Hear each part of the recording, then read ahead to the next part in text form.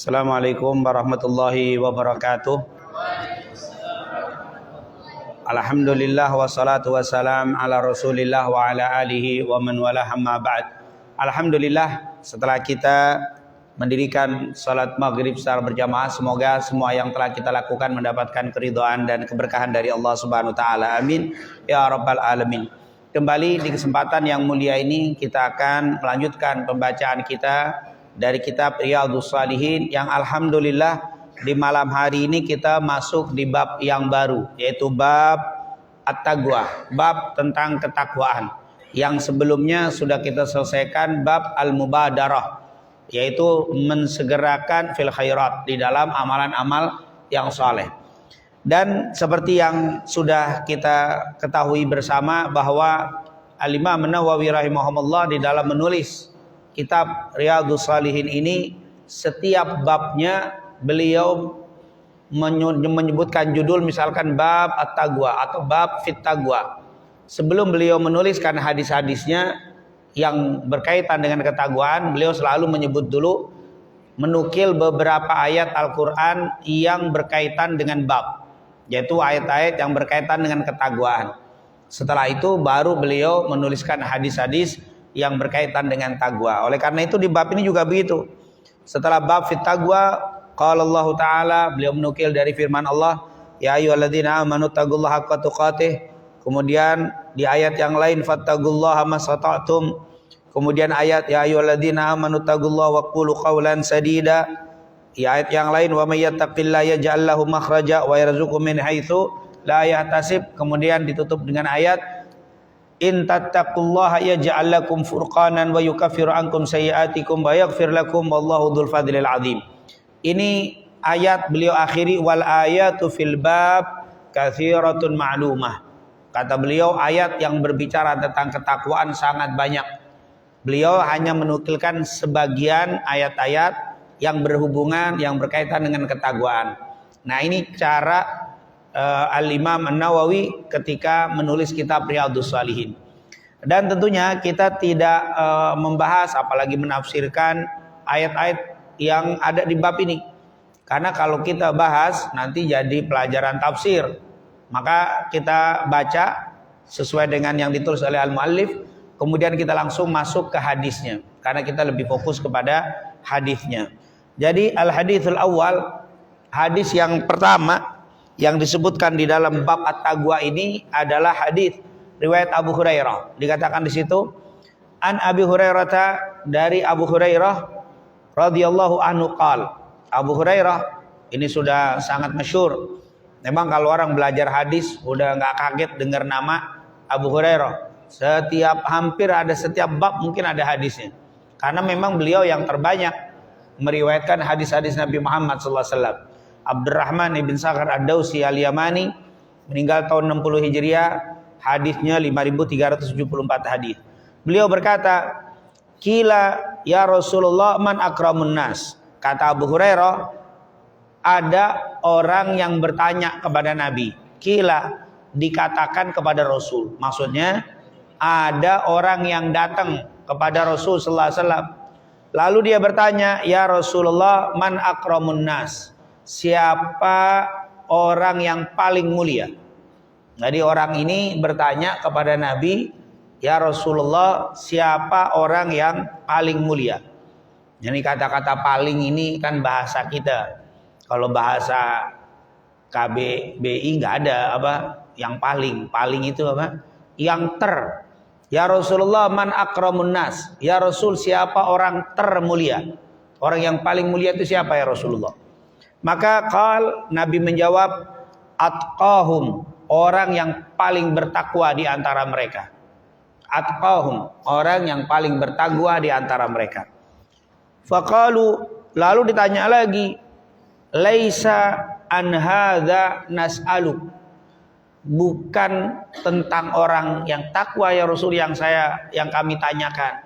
Ternyata yang bertanya itu nggak cocok dalam artian tujuan dia bukan itu, tapi dijawab oleh Nabi Muhammad SAW, atqahum, orang yang paling bertakwa. Ya Rasul, masuk kami bukan itu yang kami tanya. Seakan-akan ngomong Kalau yang bertakwa kami tahu, itu orang yang paling mulia kami tahu. Tapi yang saya tanya, yang kami maksud bukan itu. Qala, Nabi langsung menjawab, Yusuf. Kalau begitu yang termulia adalah Yusuf. Kenapa? Beliau ini Nabiullah. Dia itu nabinya Allah. Ibnu Nabiyillah, anak dari nabinya Allah. Ibni Nabiyillah, dari anak nabinya Allah. Dan Ibni Khalilillah, anak dari kekasihnya Allah. Maksudnya apa? Nabi Yusuf yang paling mulia. Kenapa? Dia nabi, bapaknya nabi, kakeknya nabi, buyutnya nabi. Yusuf bin Yakub bin Ishak bin Ibrahim. Jadi itu yang termulia. Kenapa? Dianya nabi, bapaknya nabi, kakeknya nabi, buyut ya. Kalau dia bapaknya ke kakek apa? Buyut, betul. Buyutnya juga nabi, yaitu Yusuf bin Yakub bin Ishak ibn Ibrahim. Jadi itu yang termulia. Ngomong lagi, qalu, mereka bilang, laisa an hadza nas'aluk. Kami enggak bertanya tentang itu ya Rasul. Saya tahu Nabi Yusuf mulia karena dia bapaknya nabi, dia nabi, bapaknya nabi, kakeknya nabi, bapak dari kakeknya juga nabi. Pantaslah dia yang paling mulia. Tapi yang kami maksud bukan itu ya Rasul. Faqal, maka Nabi bertanya, fa'an ma'adinil Arab tas'aluni. Ini Rasul bertanya yang ketiga nih. Fa'an, apakah tentang ma'adinil Arab? Ma'adin itu kalau bahasa kitanya itu tambang. Nah, kalau gitu tuh, kalau kita hasil tambang itu namanya ma'adin. Ma'dan itu ma'adin bentuk jamak. Itu tambang, hasil tambang. Maksudnya apa? Ma'adinil Arab, sumber nasab orang Arab. Begitu ma'adin suka disebut nasab. Jadi sumber daripada pongkol orang itu namanya apa? Ma'adin atau nasab. Oh, engkau bertanya tentang ma'adinul Arab, asal muasal bangsa Arab. Tas'alunani, yang kalian tanyakan itu. Maka Rasulullah menjawab, khiyaruhum, sebaik-baik mereka fil jahiliyah, di masa jahiliyah, khiyaruhum fil Islam, maka yang terbaik juga di dalam Islam, idza faquhu atau idza faqihu, kalau mereka faquhu, suka dibaca faqihu, artinya apa? Kalau mereka mengerti tentang ajaran Islam. Jadi hadis rawahu al-Imam Al-Bukhari wa Muslim. Jadi singkat ceritanya, Nabi sedang duduk dengan Abu Hurairah dan beberapa sahabat. Ada beberapa orang bertanya kepada Rasul, ya Rasulullah, siapa orang yang paling bertakwa? Siapa orang yang paling mulia? Nabi bilang, orang yang paling bertakwa. Bukan itu yang kami maksud ya Rasul. Kalau begitu yang paling mulia Yusuf. Karena beliau nabi, bapaknya nabi, kakeknya nabi, buyutnya juga nabi. Bukan itu yang kami maksud ya Rasul. Oh, kalau begitu kalian bertanya tentang ma'adinul Arab, yaitu nasab-nasab sumber orang Arab yang kalian tanya. Iya ya Rasul. Maka Nabi bilang, yang termulia di antara mereka di masa jahiliyah juga di masa Islam tetap menjadi mulia, idza faqahu atau idza faqihu, kalau mereka mengerti agama. Rawahu al-Imam Al-Bukhari wa Muslim. Hadirin yang dimuliakan Allah Subhanahu wa taala, tentunya dari hadis ini begitu banyak kita ambil pelajaran hikmah yang bisa kita petik. Yang pertama, Nabi sebenarnya tahu yang mereka tanya itu tentang maksudnya adalah nasab. Tapi Nabi nggak langsung jawab nasab. Tapi Nabi mengalihkan dulu takwa. Sebenarnya Rasul tahu. Mereka maksudnya itu tahu. Makanya di akhir pertanyaannya dibilang fa'an ma'adinil Arab. Nah, Rasulullah tahu. Tapi dari awal Rasulullah sudah tahu, tapi enggak menjawab itu langsung. Tapi dia bilang yang paling mulia ya paling bertakwa. Jadi seakan-akan maksud kalian kan nasab, tapi yang paling mulia takwa. Nanya lagi, bukan itu ya Rasul. Ya orang yang mulia, nasabnya mulia, kakeknya mulia, kakek pemulia mulia, itu akan lebih mulia. Bukan itu ya Rasul yang kami maksud. Apa? Nasab. yang mulia. Iya, nasab yang mulia adalah orang di zaman jahiliyah yang punya nasab mulia, kalau masuk Islam dia juga mulia seperti di masa jahiliyah. Ini misalkan ini tokoh orang mulia di masa jahiliyah. Pas masuk Islam, yang bukan tokoh, yang nasab biasa masuk Islam juga, tetap dia mulia seperti di masa jahiliyah. Karena nasabnya mulia, setelah masuk Islam mulia. Tapi dengan syarat kalau ngerti agama. Tapi kalau nasab tapi nggak ngerti agama, kalah. Ini makanya idza faqahu. Jadi yang pertama bukan Nabi tidak paham pertanyaan mereka. Nabi paham, Nabi tahu. Tapi kalau Nabi langsung jawab, ya Rasulullah, man akramun nas. Misalkan Nabi bilang apa? Khiyaruhum fil jahiliyah, khiyaruhum fil Islam idza faqahu. Mereka nggak kebayang takwa menjadi kunci kemuliaan orang. Maka Nabi bawa dulu ke sana. Inilah orang yang dapat gelar dapat sifat fatona, cerdas. Nabi Muhammad. Ini kalau langsung dijawab yang terbaik di antara mereka, yang terbaik di masa jahiliyah, takwa nggak kesinggung. Padahal Allah katakan, ya ayuhan nas, inna khalaqnakum min dzakarin wa unsa wa ja'alnakum syu'uban wa qabaila lita'arafu inna akramakum indallahi atqakum. Nah inilah, jadi kita sebagai ustadz, sebagai orang tua, ketika ada yang nanya, nggak mesti plek sesuai dengan pertanyaannya. Ini ada orang, ya maaf, ilmunya pas-pasan.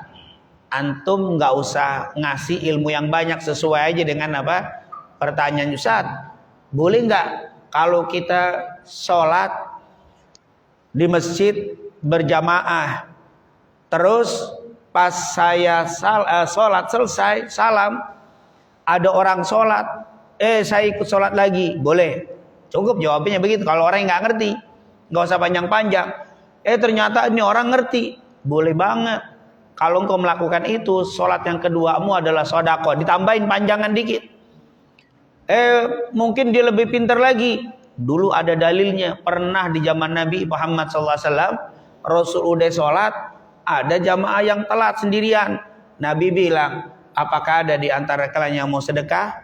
Sahabat saya Rasul, sholatlah di belakangnya. Nah, namanya sholat sunnah jadi sholat sedekah. Boleh ikut sholat 2 kali di belakang orang yang belum sholat, tapi nggak boleh jadi imam. Dipanjangin, dia pinter, boleh dalam mazhab ini dipanjangin. Tapi orang ini harus ngerti siapa yang yang bertanya. Itu sesuai dengan mukhatabnya, audiens yang diajak ngomong nih siapa nih, kelasnya. Nah itu Rasulullah SAW sangat pandai di dalam bab itu.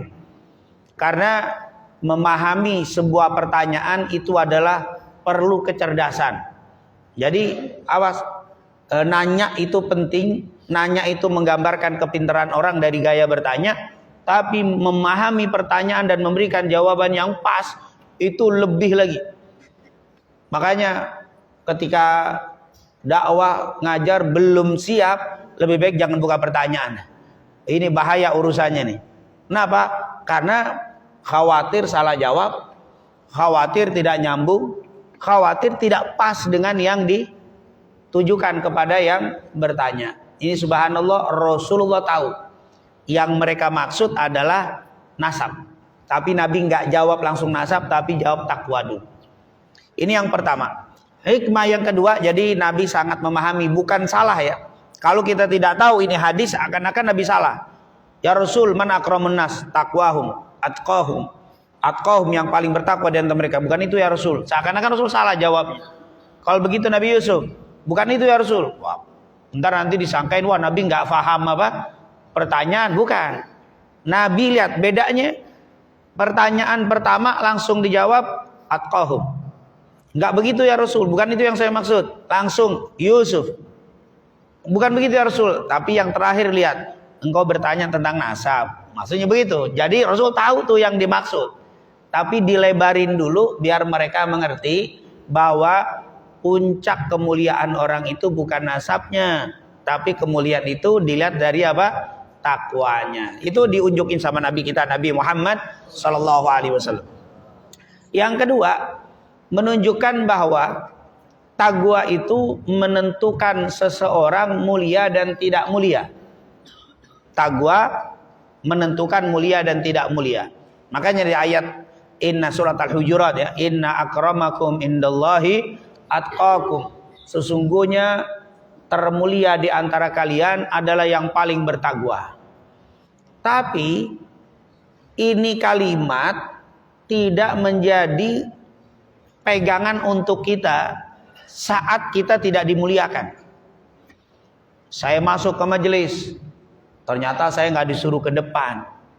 Ada saya lihat teman saya masuk duduk di depan pakai dalil inna akramakum indallahi atqakum. Itu nggak boleh. Itu kan seakan-akan kamu yang di depan belum tentu lebih takwa dari saya. Kok saya di belakang, Anda di depan? Inna akramakum itu bahasanya dalilnya benar, tapi maksudnya apa? Seakan-akan ya maaf ya, ustadznya belum tentu lebih mulia dari saya. Walaupun saya di depan pakai dalil inna akramakum indallahi atqakum. Itu tidak boleh. Kadang-kadang hadis ayatnya benar, tapi yang bacanya salah. Bukan bacaan artinya salah, bukan. Yang diperuntukkannya salah. Kita masuk kepada bertamu. Kita bertamu ke rumah orang. Assalamualaikum, waalaikumsalam. Pas duduk, man kana yu'minu billahi wal yawmil akhir falyukrim dhaifahu. Jangan antum yang ngomong, antum tamu.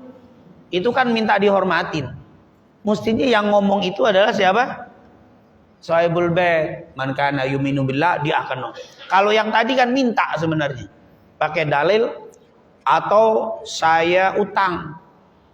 Terus ketemu sama yang ngutangin, rahimahullah. Allah akan menyayangi orang yang bila menghutangi samhan suka maafin. Nah ini kamu kok yang ngomong kamu supaya saya maafin kamu maksudnya? Hah? Dalam hadis lain, siapa yang ngasih kemudahan, suka mengulur atau memberikan waktu bagi orang yang tidak bisa bayar, maka Allah maafin dosa-dosanya. Itu yang ngomong yang mengutangi, jangan yang berhutang. Yang berhutang mah emang pengen minta apa?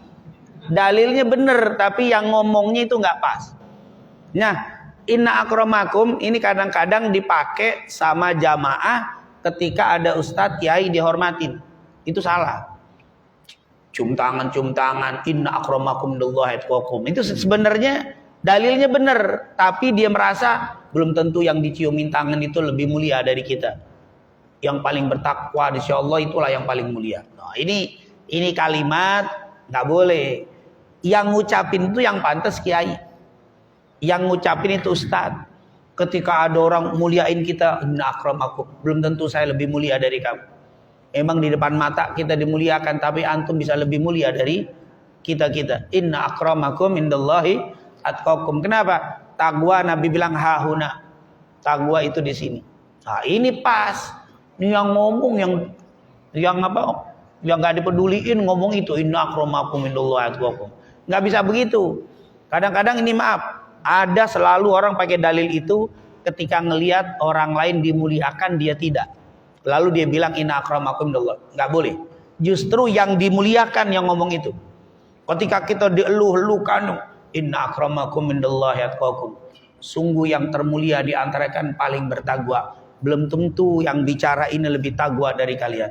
Belum tentu yang di depan ini lebih takwa. Allah mengatakan yang paling mulia, yang paling bertakwa. Takwa ada di hati, tidak ada yang tahu. Jadi yang ini tawadhu. Itu pas. Tapi kalau yang ngomong di belakang, duduk di depan sono gak ke masjid. Walaupun di sono inna akramakum indallahi atqakum. Iya, itu dalil bener. Tapi diucapinnya apa? Salah. Ini jangan. Nah ini kalimat takwa itu hahuna. Takwa itu ada di, tidak ada yang ketahuan siapa yang lebih bertakwa. Nah ini tentunya takwa adalah penentu kemuliaan seseorang. Kemudian selain ketakwaan, bisa juga dari yang ketiga hikmahnya adalah nasab. Nasab itu mulia. Buktinya waktu ditanya ya Rasulullah, man akramun nas? Yusuf. Nabi Yusuf, dia nabinya Allah.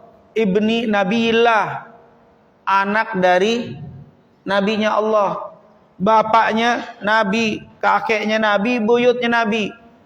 Berarti apa? Dia nasabnya mulia, kakeknya nasabnya mulia, buyutnya nasabnya mulia. Kemuliaan ini ditagwa, dianya ibadah, dianya Nabi. Maka amal soleh ketika digabung dengan nasab itu menjadi lebih. Jadi ini orang mulia, ini orang amalnya mulia, ini amal mulia. Ini nasabnya bagus, ini nasabnya biasa saja, maka ini lebih mulia. Kenapa? Tergabung dua kemuliaan, kemuliaan nasab dan kemuliaan amal soleh. Jadi apa? Man batta'a bihi amaluh lam yusri bihi nasabuh. Kata Nabi Muhammad, siapa yang amalnya tidak cepat, siapa yang memperlambat amal, tidak akan mempercepat nasabnya. Man batta'a bihi amalu lam yusri bihi nasabuh. Apa maksudnya? Orang yang punya nasab mulia tapi amalnya nggak mulia, maka jangan berharap dengan nasab dia menjadi mulia padahal amalnya tidak mulia. Nah itu menjadi penjelasan Rasul. Tapi bukan berarti nasab nggak ada guna. Kenapa? Kata para ulama, kalau nasab saja tanpa amal soleh, nasab nggak bisa mempercepat, mempertinggi, meninggikan derajat di sisi Allah. Tapi ketika nasabnya baik, amalnya baik, itu dua bergabung, dia akan lebih cepat dengan amalnya dan nasabnya. Makanya kenapa disebut Nabi Yusuf? Kenapa? Dia Nabi, amalnya bagus, Nabi. Nasabnya bapaknya Nabi, kakeknya Nabi, bapak dari kakeknya Nabi. Terkumpul nasab yang mulia, terkumpul amal-amal yang soleh. Itulah yang atqahum, itulah akramahum, yaitu orang yang paling taqwa, orang yang paling mulia. Nah ini jangan percuma nasab. Orang selalu ngomongin percuma nasab. Ini ditanya sama Nabi Muhammad, Yusuf ibn Yakub ibn Ishak ibn Ibrahim, itu yang mulia. Sampai maaf, kita misalkan saya mulia, misalkan amalnya soleh. Siapa lagi? Saudara kita si A mulia, si A mulia. Ternyata mulia tiga-tiganya. Tapi dilihat sudah pas, imbang. Ini hebat, mulia, mulia, mulia. Naik, lihat kakeknya, bapaknya siapa? Oh, bapaknya yang satu orang biasa saja. Satu bapaknya kiai, ulama juga. Yang ini bukan, tentu nilai yang ini naik. Kenapa? Karena nasabnya juga apa? Ternyata bapaknya kiai semua, naik derajat. Dilihat kakeknya lagi. Oh, kakeknya yang satu ulama, yang dua bukan, naik tuh yang kiai ulama, bapaknya ulama, kakeknya ulama, naik. Oh, ternyata kakeknya orang soleh semua, ulama semua. Lihat ke atas lagi. Jadi semakin ke atas urutan orang-orang baik, itu semakin tinggi magomnya. Jadi orang itu kemuliaannya bukan hanya kita yang dilihat, tapi dari orang-orang tua kita. Makanya kata para ulama, amal soleh yang kita lakukan ini berimbas bukan hanya kepada diri kita, tapi juga kepada anak keturunan kita. Ada nggak contoh Allah memuliakan seorang anak karena amal orang tua? Kita banyak baca surat Al-Kahfi misalkan. Waktu Nabi Khidir dan Nabi Musa melihat rumah mau rubuh. Kata Nabi Khidir, yuk kita renov ini rumah, kita bangunin lagi. Setelah selesai, Nabi Khidir ngasih tahu sama Nabi Musa. Kan setelah itu berpisah. Sebelum berpisah, Nabi Musa nanya, kenapa rumah ini mesti kita bangun? Apa kata Nabi Khidir? Di dalam rumah yang mau rubuh ini ada harta milik anak yatim. Wa kana abuhuma sholeha, bapak ibunya orang soleh. Jadi Allah kirimin saya untuk jagain harta milik si anak ini. Kenapa? Karena bapak ibunya orang soleh. Dijagain tuh, dimuliain sama Allah gara-gara amal apa? Orang tuanya. Waktu menafsirkan ayat itu, ada yang bilang bapak ibunya langsung. Tapi ada yang mengatakan kakek sampai 7. Jadi yang dibilang kana abuhuma soleha itu bukan bapak langsung, tapi kakek yang ke-7. Lihat amal soleh kita berimbas kepada anak-anak cucu kita sampai 7 ke bawah. Makanya orang suka bilang 7 turunan. Ternyata 7 nyambung tuh. Makanya kalau kita beramal soleh jangan mikir diri, tapi pikirin anak kita. Semua amal soleh kita lakukan berimbas dengan anak-anak yang ada setelah kita. Cucu kita imbas. Makanya Nabi Muhammad, Yusuf bin Yakub bin Ishak ibn Ibrahim, ini imbas nabi-nabi. Makanya hadis ini menunjukkan bahwa orang itu mulia juga dibawa dengan perbuatan orang tuanya. Jadi sekarang aja kita bisa tahu ini anaknya kiai, ya walaupun ilmunya standar tetap aja punya apa? Kedudukan. Ya kalau di Jawa disebut apa? Gus. Mungkin ada yang lebih pinter, tapi Gus itu punya magom, anaknya kiai. Atau kalau di Madura disebut Lora. Lora itu anaknya kiai. Kalau Jawa Barat apa? Ajengan kiainya. Ya anaknya ajengan. Ya pokoknya ada punya apa? Punya magom tuh. Dan itu hal yang biasa. Dan memang kalau kita belajar ta'lim, kita itu disuruh diperintahkan untuk memuliakan anak guru, walaupun anak guru itu tidak apa? Maaf, tidak pintar.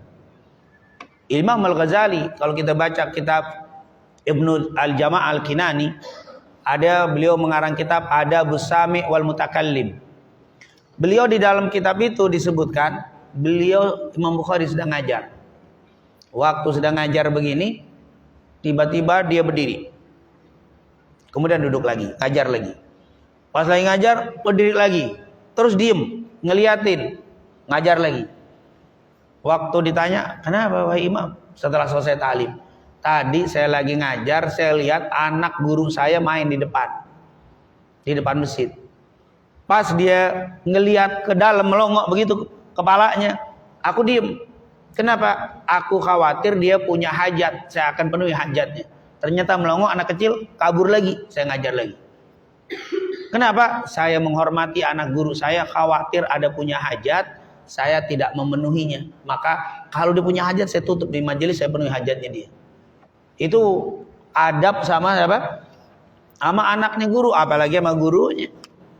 Kalau zaman sekarang guru minta tolong teriak-teriak kagak dipenuhi juga. Itu beda itu apa?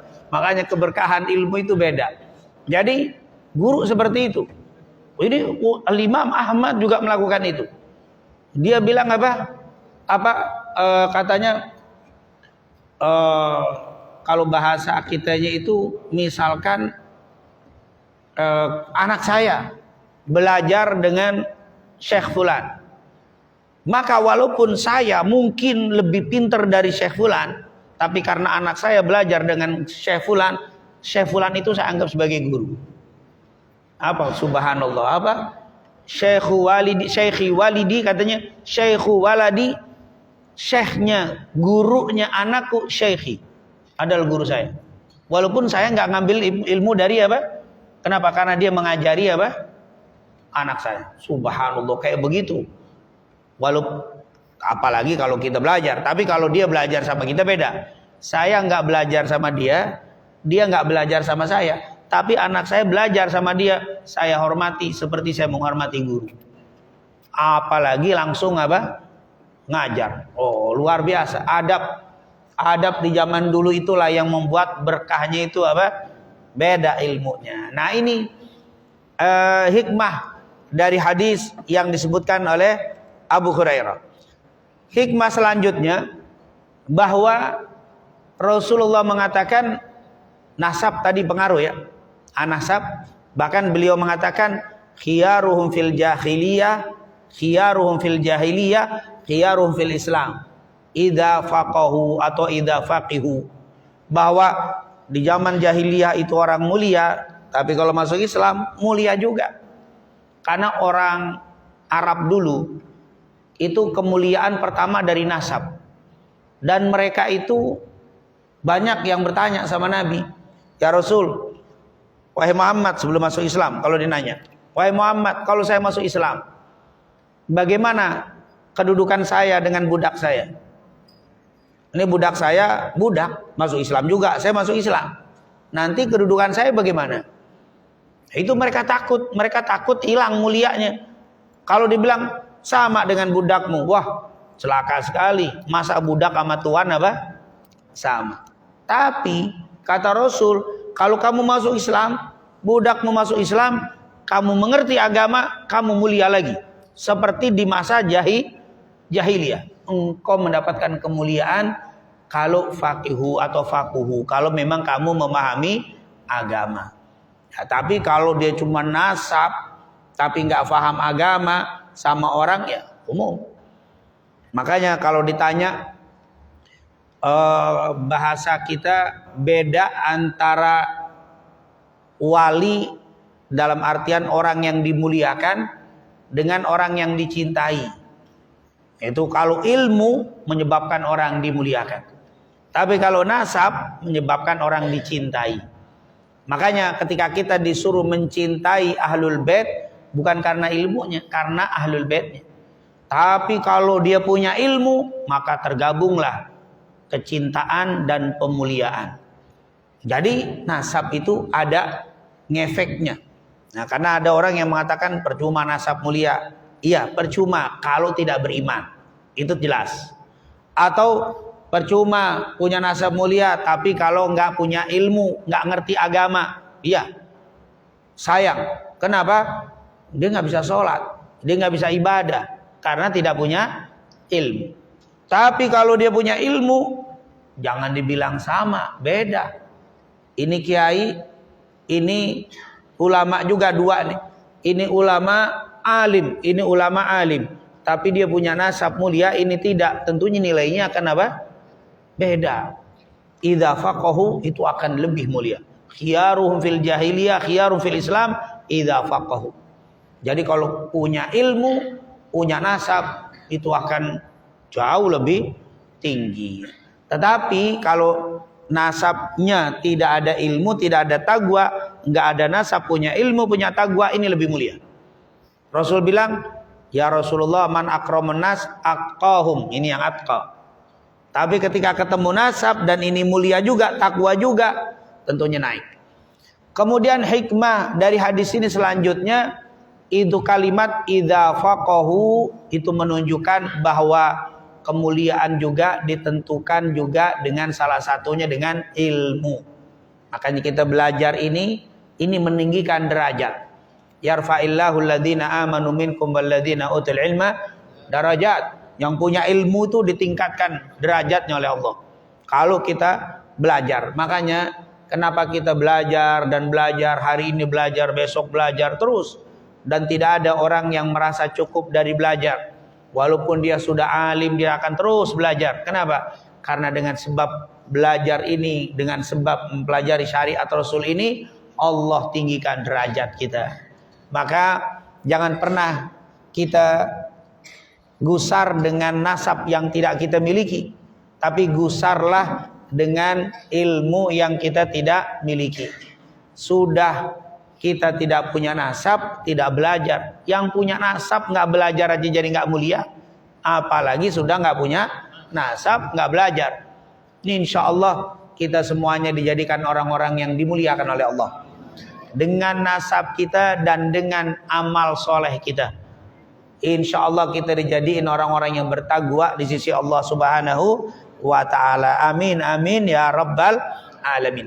Kemudian kenapa hikmah yang terakhir disebut ma'adin? Itu nanti di hadis keberapa ada kalimat Rasul menyebutkan al-ma'adin. Kalimat ma'adin ini kalau nggak salah di hadis nomor 300-an dia, 360-an. Itu ada kalimat ma'adin. Itu nanti kalimat ini akan ketemu lagi di hadis 360 berapa gitu ya, saya lupa. Itu ada kata-kata ma'adin. Insyaallah nanti kita akan bahas ini tentang apa? Ma'adin. Ma'adin kenapa sih disebut ma'adin? Karena memang setiap orang itu ada ma'adinnya. Ma'adin itu sumbernya.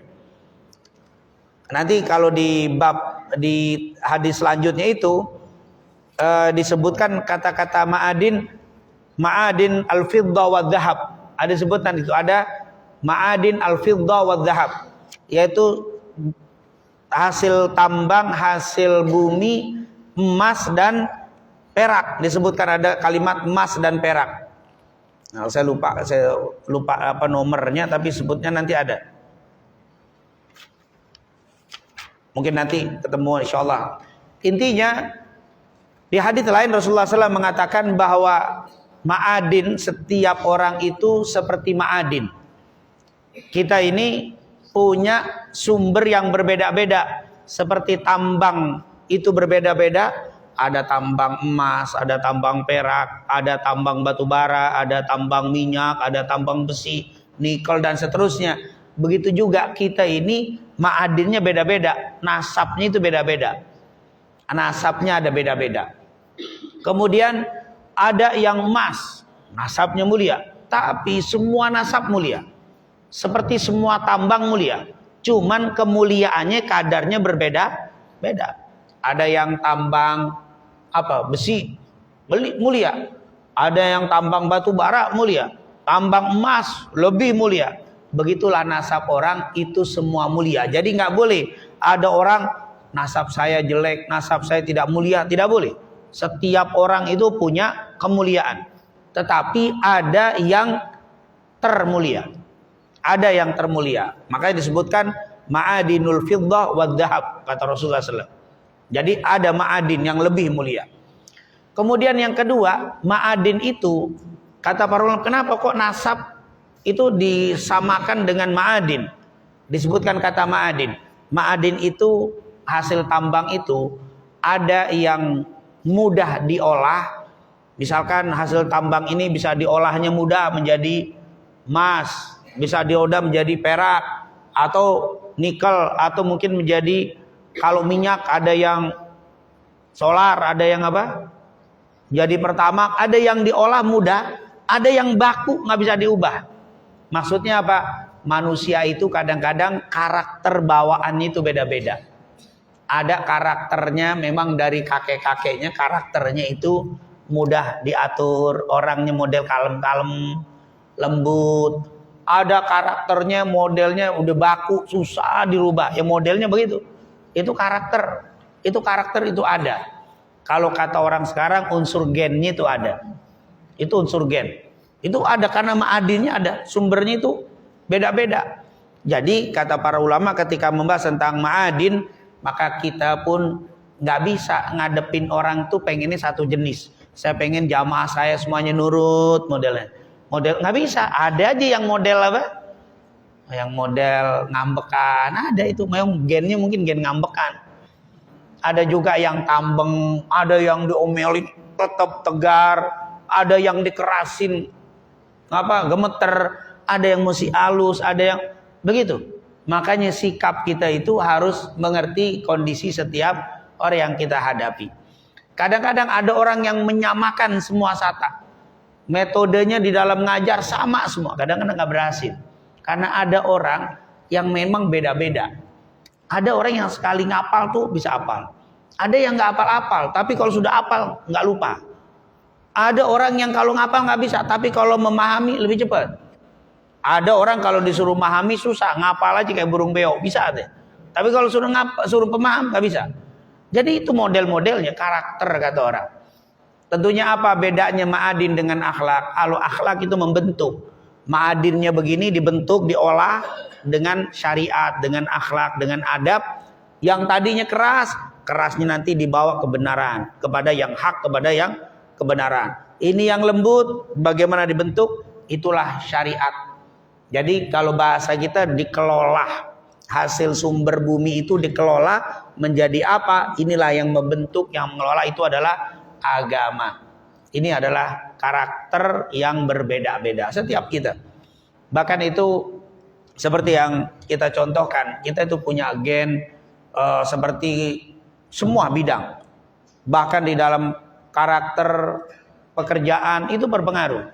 Biasanya misalkan seorang dokter, gennya dokter, itu anaknya untuk jadi dokter lebih cepat daripada yang bisa ada yang nggak ada bapak keturunan, nggak ada dokter, dia bisa jadi dokter. Tapi nggak semudah orang yang punya keturunan. Bapaknya polisi, ABRI, anaknya tuh cepat jadi ABRI. Itu memang ada. Bapak ibunya ustadz, kakeknya ustadz, neneknya ustadz, itu cepat jadi ustadznya lebih cepat tuh. Dia punya gennya itu apa?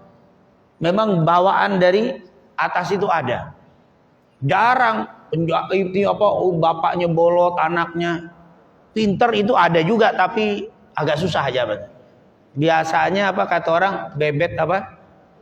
Bobot, bebet, bibit itu pengaruh, itu memang pengaruh. Hatta di dalam olahraga sama. Orang yang bola Indonesia itu dilatihannya setengah mati sampai nggak ada istirahatnya. Jebol 10 besar susah. Tapi ada yang negara lain itu jadi terus. Menang dia lagi. Bola internasional, apa FIFA dan sebagainya. Paling yang menang itu lagi. Padahal udah dari kakek moyang itu lagi. Tapi kalau urusan bulu tangkis, kita lagi. Kita ada gennya kali itu. Untuk apa? Mereka nggak dapat Pak. Udah latihan kalah melulu sama apa? Emang ada bawaan itu ada itu. Ma'adin tinggal diolah dikit jadi. Tapi insya Allah untuk dirubah itu Islam merupakan pengelolaan yang paling hebat. Itu adalah syariat dengan Quran dan hadis Nabi Muhammad SAW. Yang keras berubah. Umar bin Khattab dulu sebelum masuk Islam, anak kecil ngeliat Umar bin Khattab nangis. Melihat anak kecil Umar, gitu doang udah kabur semua nih. Tapi setelah jadi Islam, lembutnya luar biasa. Umar bin Khattab. Bahkan setelah masuk Islam Umar bin Khattab, kalau anak kecil lihat Umar lari menghampirin Umar. Dulunya pada kabur. Lihat Islam itu merubah. Yang galak menjadi lemah lembut. Itu Islam. Tapi badannya tetap. Cuman karakternya itu berubah dengan Islam. Ini dengan Islam. Yang tadinya, ya kalau bahasa kita penakut. Setelah ketemu dengan Islam jadi pemberani. Tuh para sahabat nggak ada yang takut tuh kalau untuk jihad fisabilillah. Sahabat rata-rata kalau mau perang, ya Allah, pertemukan aku dengan musuhmu yang paling berat, biar aku membunuh dia atau dia membunuh aku. Mereka mintanya gitu. Karena Islam. Jadi bukan lagi ya Allah selamatin saya biar ketemu musuh yang lemes-lemes, nggak ada. Dia mintanya itu yang apa? Yang semangat. Kenapa? Itulah Islam merubah. Makanya saya bingung. Kalau tadinya nih orang ustadz kalem, ramah, tapi setelah mempelajari Islam kok jadi galak ya. Wah, ini kok bisa berubah. Yang mestinya yang galak jadi apa? Lembut. Fabima rahmatin minallahi lintalahum walau kunta faddan ghalidhal qalbi lan faddu min haulik, jadi lembut. Itu mestinya begitu. Karakter Nabi Muhammad sallallahu alaihi wasallam. Makanya saya meragukan kebenaran ajaran yang lembut jadi kasar, yang tadinya ramah jadi tidak ramah, yang tadinya mudah senyum sekarang kayaknya abus, yaitu asam mulut. Aduh, kayaknya nggak enak nih. Apa yang salah? Mestinya orang setelah memasuki Islam yang sangar jadi apa? Jadi lembut. Kenapa? Islam. Oleh karena itu luar biasa. Insya Allah Allah selalu memberikan taufik hidayah kepada kita semuanya untuk bisa mendapatkan kemuliaan dengan menjaga ketakwaan kita kepada Allah, dengan menjaga amal soleh kita, yang punya nasab mulia kesempatan untuk lebih banyak lagi beribadah agar lebih ditinggikan derajatnya oleh Allah Subhanahu wa taala. Dan hati-hati bagi mereka yang punya nasab mulia tapi tidak memanfaatkan dengan melakukan amal soleh, akan lebih tercela nanti di hadapan Allah Subhanahu wa taala. Makanya Nabi sering mengingatkan kami para nabi, kalau melakukan amal soleh mendapatkan 2 kali lipat, tapi kalau kena ujian 2 kali lipat lebih berat. Itu kata Rasul sallallahu alaihi wasallam. Oleh karena itu insyaallah Allah muliakan kita semuanya fid dunya wal akhirah. Amin amin ya rabbal alamin. Alhamdulillah masih ada waktu beberapa menit, mungkin kalau ada yang bertanya tafadhal. Silakan. Pertanyaan enggak mesti pertanyaan hadis, pertanyaan bebas, silakan. Biasanya ada, silakan. terkait tadi dikatakan takwa karena di sini kita sebagai makhluk bisa mengukur begitu ketakwaan seseorang dengan kita lihat ibadah yang bersangkutan atau seperti apa kita bisa menilai bahwa ini orang takwa. Ya, memang betul. Rasulullah SAW mengatakan at-taqwa hahuna wa yusiru ila sadri. Rasul bilang taqwa itu di sini sambil Rasul menunjuk dadanya. Maksudnya bukan di dada luar, hati. Taqwa itu di sini. Terus yang jadi masalah, apakah kita bisa ngitung ketakwaan orang padahal adanya di hati? Ada. Yaitu dengan apa? Dhawahir. Kita ngitungnya dengan dohirnya. Nahnu nahkum bil dhawahir wallahu yahkum bis sarair. Kita ngukumin orang dari yang dohir, yang tampak. Allah menghukumi yang tidak tampak. Artinya urusan hati serahkan kepada Allah. Ini orang sholatnya rajin. Alhamdulillah saya lihat ke masjid 5 waktu. Taqwa. Udah begitu. Kita ngikutin dohirnya. Ini orang ikut hadir ta'lim, orang baik. Udah selesai. Dari mana satu orang baik? Kan Rasul bilang, man yuridillahu bi khairan yufaqihu fid din. Siapa yang dikehendaki baik diberikan pemahaman agama. Orang diberikan pemahaman agama nggak langsung teng paham, tapi dikasih kemudahan jalan menuju majelis-majelis ilmu. Berarti mau dikasih pemahaman agama tuh. Baik berarti. Kita nggak boleh ngukumin, oh paling ada maunya tuh. Nah ini mulai ngukumin dohir. Yang kita lihat dohirnya nongol. Ini orang datang ke masjid, sholat 5 waktu, saya lihat baca Quran, saya lihat bersedekah. Khair, orang baik ini. Kenapa? Sedekah. Enggak, Sat, itu riya, Sat. Dari mana tahu antum riya? Dia minta diumumin. Oh, enggak bisa. Hanya menampakkan itu enggak jadi ukuran tidak ikhlas. Bukan riya dan tidak riya. Kan Allah sudah bilang, in tubdus shadaqat fa ni'mahi. Kalau engkau tampakkan sedekah itu hal yang nikmat, hal yang bagus. Wa in tukhfuha wa tu'tuhal fuqara fa huwa khairul lakum. Tapi kalau engkau sembunyikan, engkau sedekah secara diam-diam, itu lebih baik. Tapi menampakkan sedekah tetap baik. Kenapa antum menghukumi orang gara-gara menampakkan jadi dianggap riya? Tidak boleh. Pokoknya saya lihat dia apa? Sedekah, udah. Kenapa boleh jadi orang minta diumumin, tolong ya terjemahat sebutin nama saya. Boleh, kita tetap nggak boleh untung riya. Boleh jadi dia yang dia sedekahin ke masjid titipan orang. Kalau saya nggak sebutin, ntar yang nitip kayaknya jangan-jangan ditilep. Makanya kan kita nggak tahu. Nanti dia rekam, dia kirim ke orang yang nitipin, Pak, alhamdulillah sudah saya kirim. Boleh, dan itu bukan riya. Atau boleh jadi di sini banyak orang kaya, tapi sedekahnya dikit-dikit melulu. Saya sedekah yang gede, sebutin nama saya. Saya yang harta segini sedekahnya banyak. Masa bapak-bapak yang apa? Lebih banyak dari saya sedikit. Boleh jadi niat-niat yang apa? Kita ngitung orang tuh yang baiknya. Kalau kita ngitung orang buruk berarti hati kita tuh buruk. Kata para ulama, orang tidak akan mudah menilai orang yang buruknya kecuali hatinya penuh keburukan. Karena hatinya penuh buruk, jadi ngelihat orang tuh buruk aja terus. Dia senyum, senyum sinis. Orang senyum beneran dibilang senyum sinis. Oh senyum ngeledek nih. Senyum saya lagi susah disenyumin. Wah udah ada itu. Hati kalau udah buruk, jelek, semua yang keluar jelek. Maka hitunglah orang dari dohirnya. Dari dohirnya itulah kita bilang taqwa. Urusan batin serahkan kepada Allah. Ustaz, tapi kan kita cenderung menafsirkan orang. Iya. Memang kalau kita belajar tafsir, orang tuh manusia itu cenderung menjadi mufassir. Mufassir, tukang tafsir. Itu normalnya orang begitu, tukang nafsirin orang. Kita ini punya cenderung suka nafsirin. Ketika lihat ada orang naik motor bagus. Motor bagus banget. Nah, penafsiran banyak-banyak tuh, Pak. Ada yang bilang nafsirin, kalau yang nafsirin jelek, paling pinjem. Itu orang apa? Penafsir tergantung. Kalau yang hasud, dia sih enggak kredit, tapi saya jamin 3 bulan ditarik. Tuh, mulai tuh. Hasud, enggak mau terima dia dapatnya yang nikmat. Orang penafsir itu ada, Pak.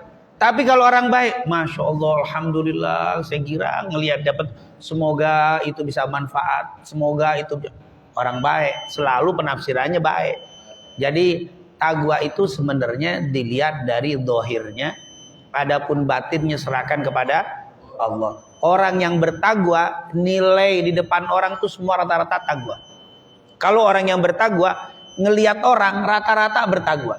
Tapi kalau orangnya ini takwanya nggak bagus, ngelihat orang kayaknya nggak ada yang bertakwa. Kenapa? Karena dia menilai orang seperti yang ada pada dirinya. Insya Allah kita berhusnudzon. Semua yang ada di masjid kita, yang ada berjamaah kita, semuanya insya Allah orang-orang yang bertakwa. Amin ya Rabbal. Sebagai penutup, Muhammad Al-Bagir. Muhammad Al-Bagir yaitu Muhammad ibn Ali Zainal Abidin ibn Husain ibn Fatimah binti Rasul sallallahu alaihi wasallam. Muhammad Al-Bagir bilang apa? Jangan pernah meremehkan seseorang muslim yang ada di sekitarmu. Boleh jadi yang kau remehkan itu ternyata kekasihnya Allah. Nanti engkau akan mendapatkan sesuatu yang buruk dari Allah. Dan jangan pernah meremehkan sebuah perbuatan yang sekecil apapun.